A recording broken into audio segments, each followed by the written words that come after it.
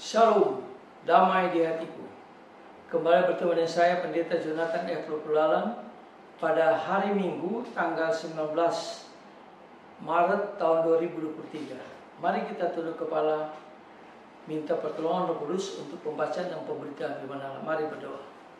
Tuhan Yesus, kami membutuhkan Roh Kudus untuk mengurapi hamba-Mu, dan Roh Kudus yang akan memberikan penerangan kepada para pendengar firman Tuhan ini. Karena kami sangat membutuhkan firman. Berfirmanlah karena kami sudah siap untuk mendengarkan firman. Dalam kasih dan pengampunan Kristus kami berdoa. Amin. Mari kita baca firman Tuhan yang diambil dari Injil Matius pasal 5 ayat yang ke-44.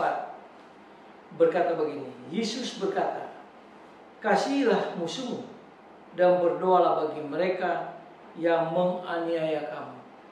Demikianlah firman Allah yang berbahagia kita yang membaca, mendengar, dan melakukan firman Allah. Tema kita pada hari Minggu ini adalah kasih di tengah-tengah kebencian. Nah, saudara-saudara yang saya kasih dalam Yesus Kristus, ada dua masalah besar yang sering kali menjadi pergumulan orang-orang Kristen. Yang pertama, mengasihi orang yang tidak suka kepada kita atau mengasihi musuh kita. Dan yang kedua, mengasihi orang-orang yang tidak menyukai atau seringkali menyakiti hidup kita. Nah, mari kita melihat dua hal ini dari sudut pandang Alkitab. Yang pertama, kalau kita melihat bahwa kasih adalah undang-undang dasar kerajaan surga.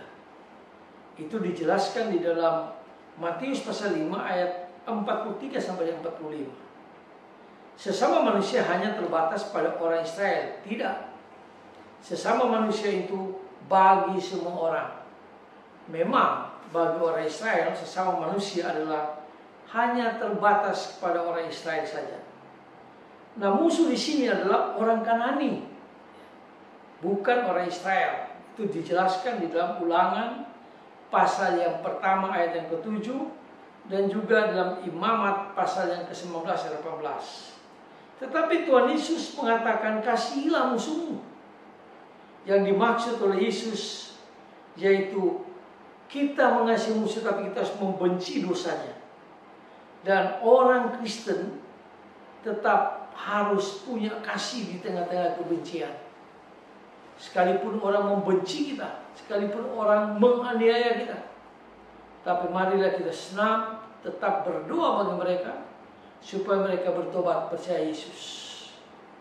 Peristiwa baru-baru ini yang terjadi di India dan juga di Afghanistan serta di Irak, ada banyak orang Kristen yang mengalami penganiayaan.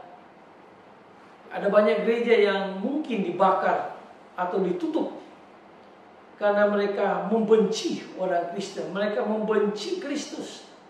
Tapi Kristus mengajarkan kita sebagai murid Kristus, sebagai orang Kristen yang sudah lahir baru, yaitu dia harus mengasihi dan mendoakan mereka supaya mereka bisa bertobat dan percaya kepada Tuhan Yesus. Yang kedua, kasih tidak bergantung pada perasaan, melainkan merupakan suatu keputusan, kemauan atau perbuatan yang nyata, atau sikap hati yang nyata. Nah, saudara-saudara yang saya kasih dalam Yesus Kristus, perasaan kita selalu berubah-ubah. Hari ini kita bisa senang, besok tidak. Tetapi kalau kita beriman kepada Kristus, kita beriman kepada janji-janji firman Allah, maka kita akan memperoleh kekuatan. Nah, itu sebabnya kita harus berpegang teguh kepada kebenaran firman Allah yang diajarkan Kristus.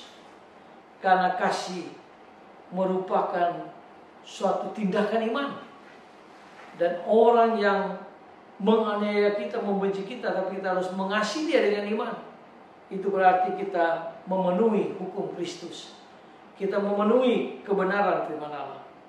Nah, saudara-saudara yang saya kasih dalam Yesus Kristus, prinsip Alkitab tentang mengasihi di tengah-tengah kebencian adalah sesuatu yang harus dilakukan oleh orang yang percaya.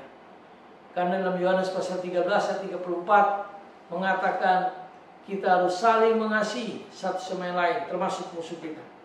Nah, itulah sebabnya marilah kita sebagai orang yang percaya pada Kristus, mari kita mendoakan mereka yang membenci kita, menganiaya kita, supaya mereka bertobat dan percaya kepada Tuhan Yesus. Kasih di tengah-tengah kebencian merupakan kebenaran firman Allah. Mari kita tunduk kepala, kita berdoa. Tuhan Yesus, terima kasih kalau Engkau mengajarkan kami supaya kami mengasihi orang yang membenci kami dan mendoakan mereka supaya mereka bisa percaya dan bertobat. Kami mendoakan khususnya orang-orang Kristen gereja di India, di Afghanistan dan di Irak. Biarlah Tuhan menguatkan iman mereka dan ajar mereka Tuhan supaya mereka juga mau mendoakan orang-orang yang menganiaya mereka, yang menganiaya gereja, menganiaya orang-orang Kristen di India, di Irak, bahkan di Afghanistan. Tuhan memberkatinya. Dan tolong kami, tolong Roh Kudus supaya kami sanggup mengasihi di tengah-tengah kebencian. Dalam nama Kristus Tuhan, Juru Selamat kami, penebus dosa kami berdoa dan bersyukur. Haleluya, amin. Terpujilah Kristus, sampai kita berjumpa di kesempatan yang lain.